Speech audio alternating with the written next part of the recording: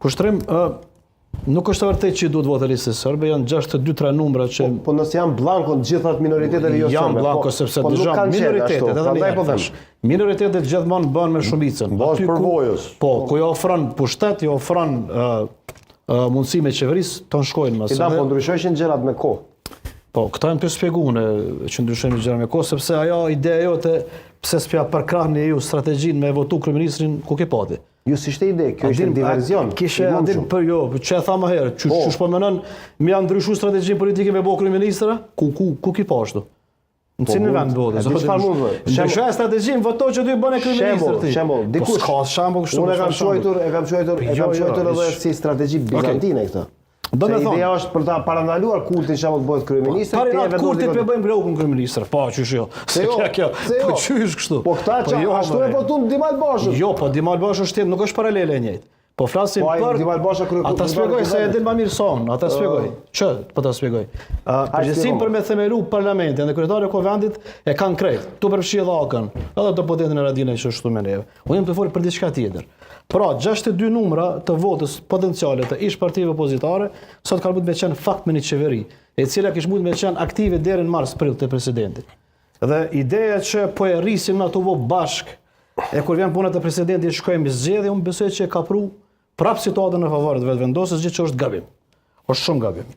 Sepse unë besoj që propozimi i një mandatari kushtrim për president që do të ishte konsensual, do ta futë parat këtë krym vetëvendosjen, e cilën se kish refuzu çat emër, paktën elektoralisht.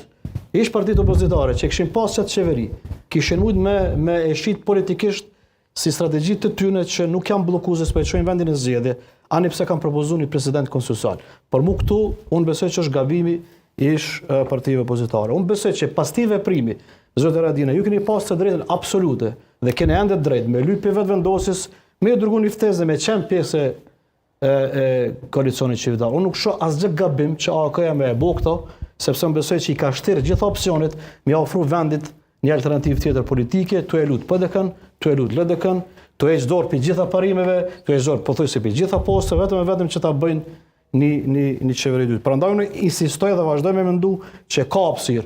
Unë nuk jam për blanko vota, jam për koalicion, qeverisës, marrëveshje dhe ndarjet pushtetit. Jo me votu nëse i duan 4 ose 5 vota. E fundit, kur e përmeni Hagën dhe Glauko Njufcën në fillim zotë Radina, unë besoj që Glauko është i vetmi person që ka bërë mas shumti për këtë punë në revizjen vetëvendosje. Të paktën ka shku me vizitu në Hagë atje.